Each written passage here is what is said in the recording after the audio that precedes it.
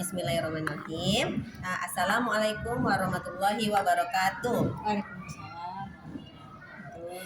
Selamat pagi Bunda. Pagi Bun. Apa kabarnya hari ini? Alhamdulillah. Alhamdulillah baik.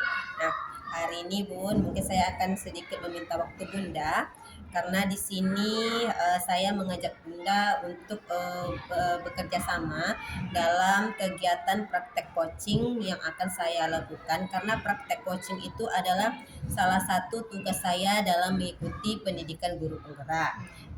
Dalam praktek coaching ini yang kita lakukan adalah mengobservasi Bunda pada saat Bunda melakukan pembelajaran di kelas.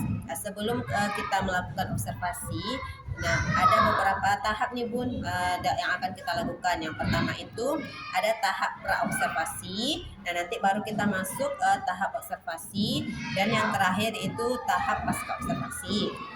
Nah, karena kita baru mulai nih kan Bun, jadi kita masuk tahap pra-observasi ya Bun ya. Dan ini juga salah satu yang akan kami lakukan dalam praktek coaching supervisi akademik. Apakah bisa kita mulai Bun wawancara pra-observasinya?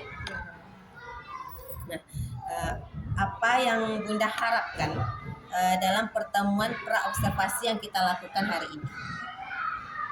Harapan saya ingin berbagi pengalaman dengan Bunda agar saya dapat melaksanakan proses pembelajaran di kelas nanti agar lebih efektif. Berarti Bunda, yang Bunda harapkan dari pertemuan pra-observasi hari ini adalah kita berbagi pengalaman ya Bun ya, sharing agar nanti pembelajaran yang Bunda lakukan di dalam kelas dapat berjalan efektif ya Bun. Nah, nanti di dalam kelas itu pembelajaran yang Bunda lakukan, kompetensi apa yang akan Bunda kembangkan? Kompetensi yang akan saya kembangkan, kompetensi agama, emosional, bahasa, fisik motorik, kognitif, dan seni. Oke, baik. Jadi nanti kompetensi yang akan Bunda kembangkan di dalam proses pembelajaran nanti itu ada agama ya Bun ya, terus ada fisik motorik, ada bahasa, ada kognitif, ada sosial emosional, dan juga nanti tentang seni ya Bun ya. Nah, kalau untuk mengembangkan kompetensi tersebut, apa persiapan yang telah Bunda lakukan agar nanti proses observasi kita dapat berjalan dengan lancar? Persiapan yang saya lakukan sebelum saya melakukan proses pembelajaran sesuai temanya minggu ini, yaitu tentang air, udara, dan api, dan subtemanya adalah air. Saya mempersiapkan, yang pertama saya mempersiapkan bercerita kepada anak didik apa dan bagaimana itu banjir dan apa bahayanya banjir. Ya, baik. Jadi nanti dalam mengembangkan kompetensi tersebut yang Bunda persiapkan adalah sesuai dengan temanya ya Bun ya, dari tema air, udara, api, dan nanti Bunda persiapkan materi yang akan Bunda sampaikan ya Bun ya. Oke, baik. Oke, baik Bun. Nah, lanjut, apa tujuan pembelajaran yang sudah Bunda rancang untuk pembelajaran besok di kelas Bunda? Tujuannya adalah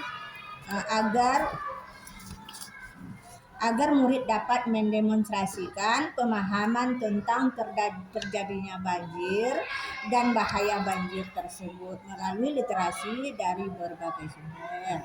Kemudian murid dapat mengekspresikan kreativitasnya, dan juga murid dapat meniru kata banjir melalui kegiatan individu pengerjaan.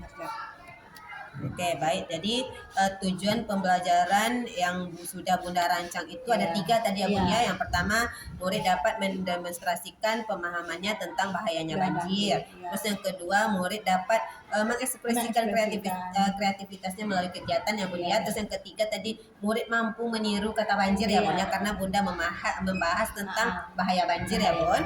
Baik sekali tuh Bun, tentang materi tujuan pembelajaran yang sudah Bunda rancang. Mudah-mudahan nanti rancangan tujuannya ini dapat berjalan lancar ya Bun ya. Nah, tadi setelah Bunda mempersiapkan 2 jam pelajaran, apa nanti materi yang akan Bunda ajarkan kepada peserta didik di dalam kelas Bunda nanti? Materinya saya mempersiapkan eh, media sesuai tadi topiknya bahaya banjir, dan saya di Sentra ITA saya mempersiapkan materi medianya, yaitu berupa tugas menghubungkan garis putus-putus, kaligrafi kata banjir. Kemudian untuk itu untuk fisik motoriknya. Untuk kognitifnya saya membawa mengajak anak didik saya menghitung berapa jumlah huruf hijaiyah yang ada di dalam kaligrafi kata banjir. Dan untuk desainnya saya memberikan tugas kepada anak didik saya untuk mewarnai kaligrafi banjir tersebut. Oke, baik. Jadi materi yang akan Bunda ajarkan nanti itu tentang memberikan pemahaman tentang bahaya banjir, Ya. terus sesuai dengan aspek pemahaman Iya, ya Bun ya. iya. Tadi nilai agama dan moralnya, yang membaca tentang bahaya banjir, siapa yang menciptakan banjir, Iya. terus fisik motoriknya menebalkan tadi ya Bun ya, Menebalkan. menebalkan garis putus kaligrafi, garis putus-putus, terus langsung lanjut kognitifnya menghitung huruf hijaiyah ya Bun ya, yang terdapat pada kata banjir. Nanti masuk lagi seninya itu mewarnai kaligrafinya ya Bun ya. Bagus sekali nih materinya. Mudah-mudahan nanti dapat tersampaikan dengan baik ya Bun ya di dalam kelasnya. Nah, lanjut Bun, metode apa yang akan Bunda gunakan dalam pembelajaran nanti? Metodenya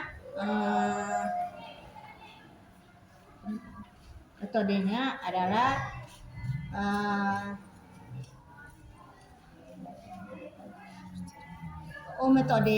metodenya dalam pembelajaran tersebut metode bercerita, kemudian tugas.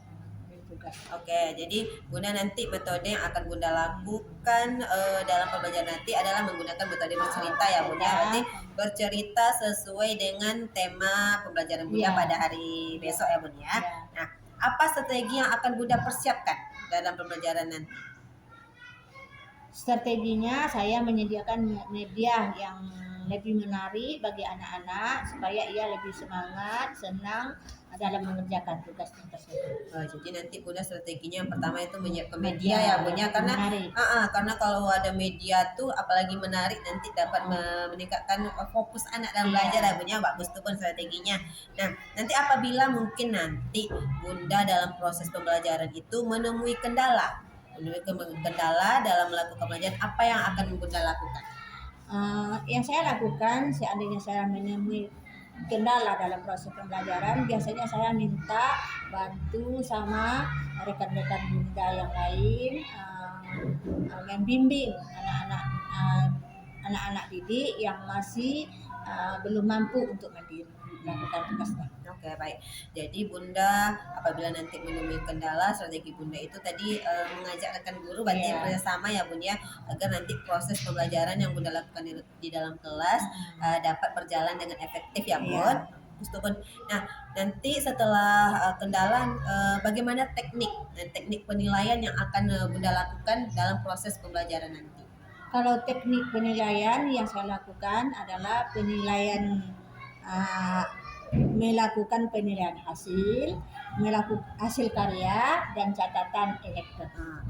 Di penilaiannya nanti yang Bunda lakukan tuh ada penilaian penilaian harian, hasil karya dan catatan anekdot ya Bun ya. Berarti ada 3 teknik penilaian yang akan Bunda lakukan nanti dalam proses pengajaran ya Bun.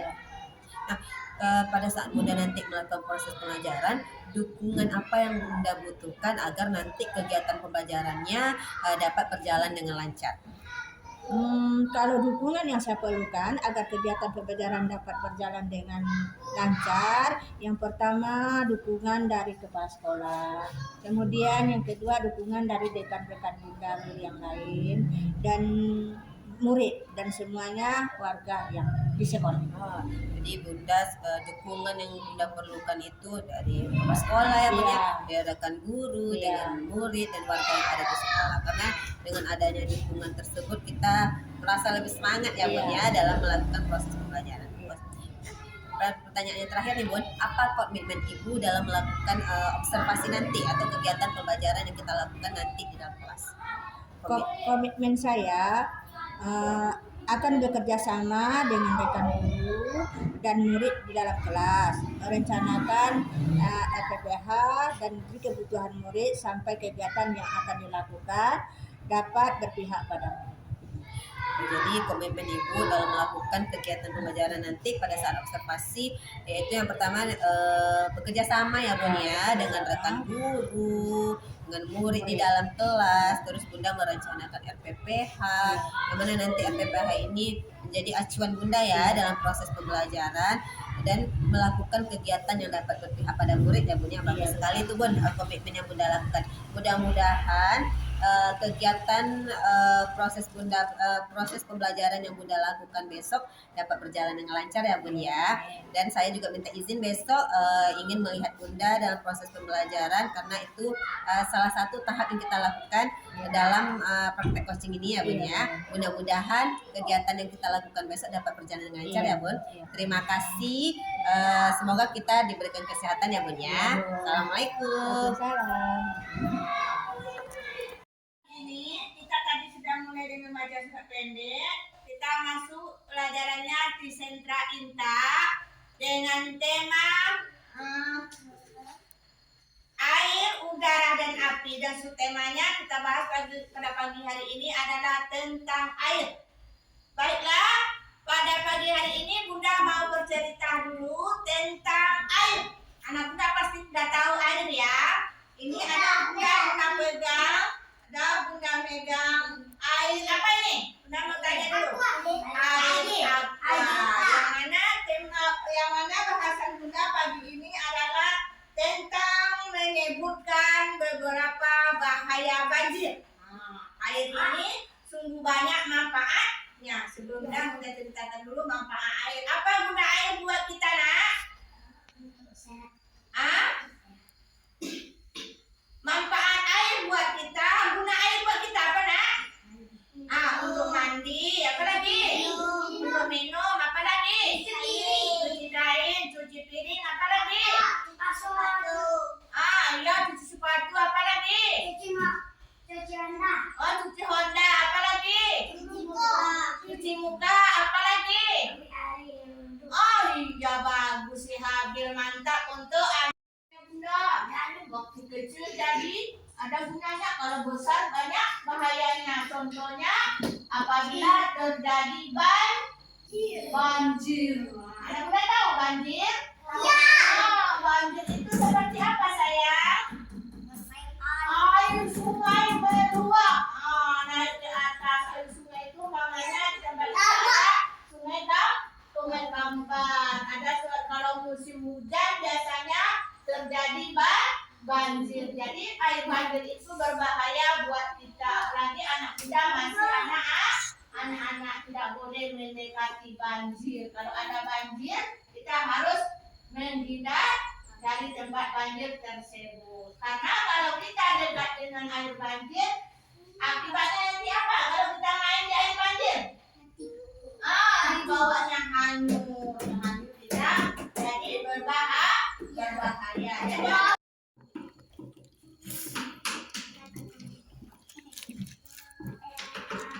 Oke. Untuk selanjutnya menghitung. Tadi ada Bunda sudah menulis kaligrafi kata banjir. Jadi sekarang kita tulis kata banjir, kita hitung huruf hijaiyah yang ada berapa di dalam kata banjir. Ya Bunda tulis ya.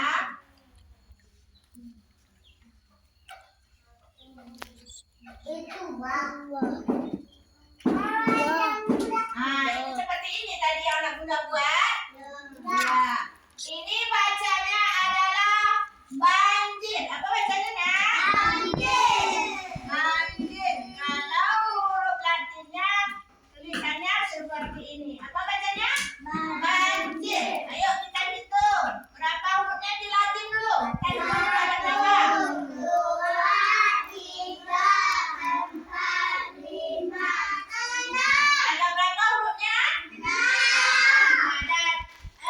6.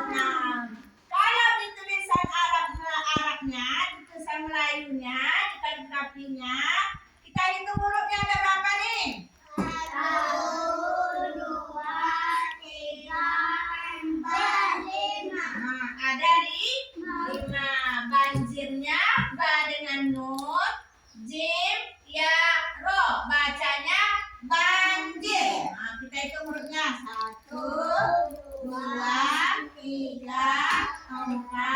limaan. Jadi huruf kata kaligrafi kata banjir adalah lima.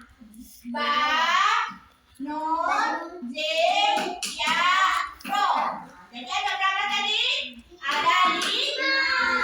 Oke, coba hitung si Astar, mau maju. Tuh, buktinya, cepat.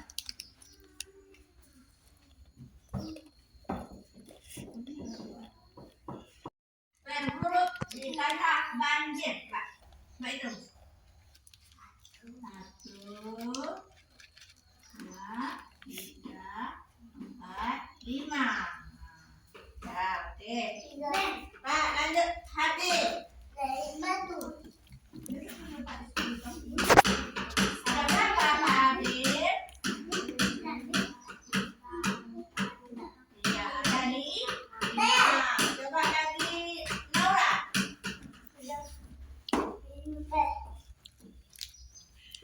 Tidak boleh.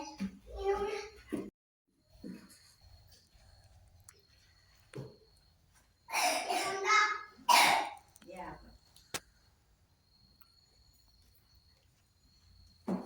Bukan.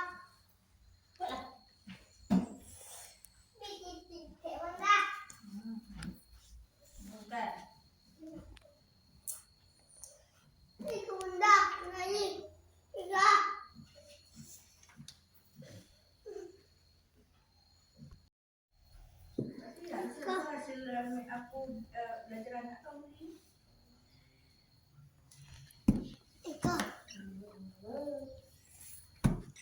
Ayah mau cilikku. Ayah.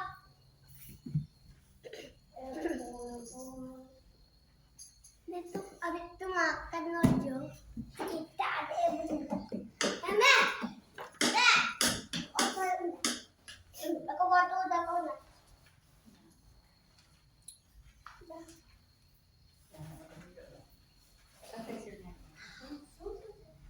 Sampai ke.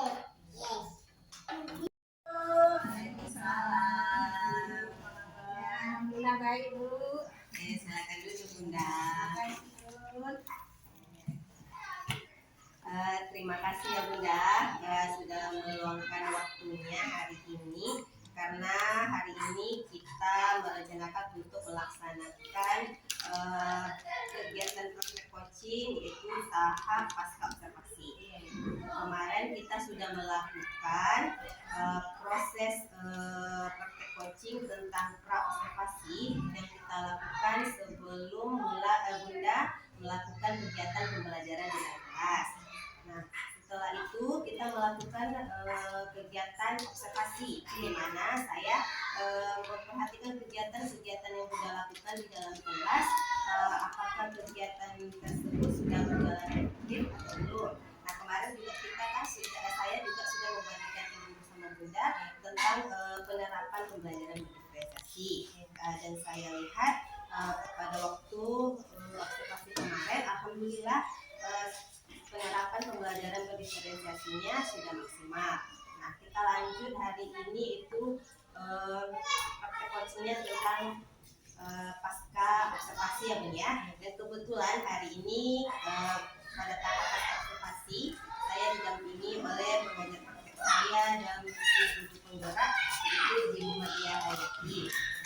Terima kasih Bu sudah dapat menghadiri pertemuan ini. Apakah bisa kita melanjutkan Bunda kegiatan kita untuk pasca observasi?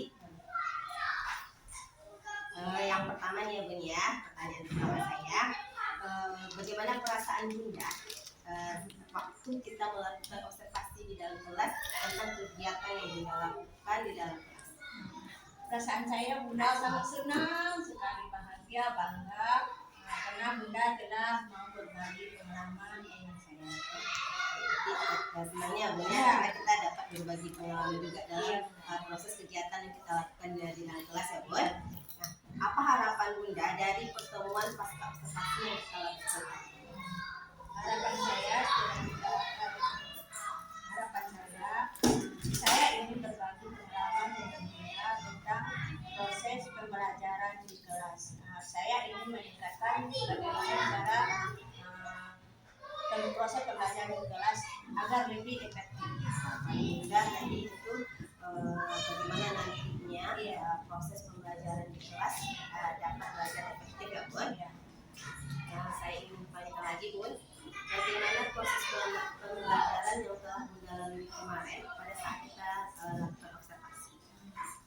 proses pembelajaran yang dilakukan kemarin sesuai temanya pada minggu ini, yaitu air, udara, dan api. Dan subtemanya adalah air. Yang mana pembelajarannya topik yang saya bahas yaitu tentang bahaya invasi. Jadi sebelum saya melakukan proses pembelajaran, saya terlebih dahulu mengadakan pengelompokan murid yang berkemampuan baik. Saya majukan dengan murid-murid yang belum berkemampuan baik, supaya mereka nanti bisa bekerja sama dalam melakukan tugasnya berbagi. Nah, jadi Bunda sebelum melakukan pembelajaran, Bunda sudah merencanakan ya kegiatan apa nanti akan nanti yang Bunda sampaikan kepada anak dalam masa SD. Dan juga Bunda sudah memetakan kebutuhannya ya dalam pembelajaran. Nanti dalam kelompok kecil tersebut nanti ada kemampuan yang tinggi tapi sudah baik. Nanti Bunda gabungkan dalam kelompok kecil itu ada yang tinggi, ada yang sedang, ada yang rendah. Nah, tujuannya agar mereka bisa belajar bersama ya, dia bisa menjadi dalam berpartisipasi. Nah, setelah kemarin Bunda melakukan proses pembelajaran di dalam kelas, apakah Bunda menemui kendala pada saat melakukan pembelajaran tersebut? Ada Bunda, yang mana masih ada anak-anak yang belum berkemampuan dalam itu. Dan saya kan tadi sudah mengelompokkannya, jadi saya tidak bisa fokus satu kelompok saja. Jadi saya atasi dengan meminta bantuan dari rekan-rekan yang lain. Jadi kendala Bunda kemarin itu waktu sudah dikelompokkan kelompok yang berbeda, tapi masih membutuhkan juga ya dalam kelompok itu ada satu guru pendamping ya. Nah, strategi kedepannya untuk mengatasi kendala tersebut apa lagi selain untuk adanya guru pendamping di dalam kelompok pekerjaan? Apa solusinya? Solusinya adalah saya akan meminta bantuan dari mereka. Saya akan melakukan bersama rekan-rekan Bunda yang lain untuk berusaha merencanakan membahas FPPH yang baik, yang mana menyediakan media yang baik yang bisa menimbulkan semangat ide-ide yang ada di dalam diri anak supaya dia bisa menguasai tugas ini. Cara mengatasinya tadi merencanakan PPH ya lebih apalagi itu lebih spesifik lagi lebih lagi dalam merencanakan PPH. Terus membuat media lagi banyak lagi medianya dan juga media yang lebih menarik lagi. Nah, apakah ada hal lain yang akan Bunda lakukan untuk agar pembelajaran dapat berjalan dengan efektif? Iya, saya akan merencanakan kegiatan sesuai kemampuan anak yang dapat menggali potensi yang ada di dalam diri anak dengan membuat media pembelajaran yang menarik yang dapat membuat anak termotivasi melakukan tugasnya secara mandiri.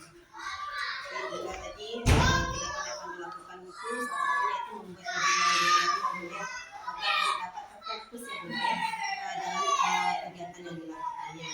Apa lagi strateginya yang akan Bunda lakukan? Apa yang Bunda lakukan strategi yang akan Bunda lakukan? Strateginya adalah memperbaiki proses pembelajaran di kelas agar dapat efektif dan anak dapat mengerjakan tugas secara mandiri. Saya akan melatih kemandirian anak tersebut agar dia bertumbuh dengan maksimal.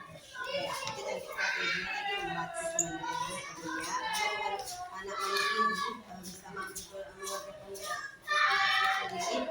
Mungkin dalam kelompok kecilnya nanti anak-anak tersebut bisa belajar bersama-sama dan kelompoknya ini dapat mengembangkan pendapat atau mengembangkan kepribadiannya. Misalnya itu siapa yang akan Bunda ajak bekerja sama untuk ke depan agar proses pembelajaran ini dapat berjalan. Jadi nanti kalian juga bekerja sama bekerja sekali kepala sekolahnya, kemudian dan juga wali murid dan umumnya warga sekolah. Jadi warga yang ada sekolah yang boleh dari sekolah. Mudah-mudahan nanti apa yang sudah dilakukan dapat berjalan dengan baik dan benar. Sekarang kan kita sedang melakukan konsultasi bagaimana tindak lanjut yang akan dilakukan nanti setelah pasca observasi yang kita lakukan tindak lanjut. Yang pertama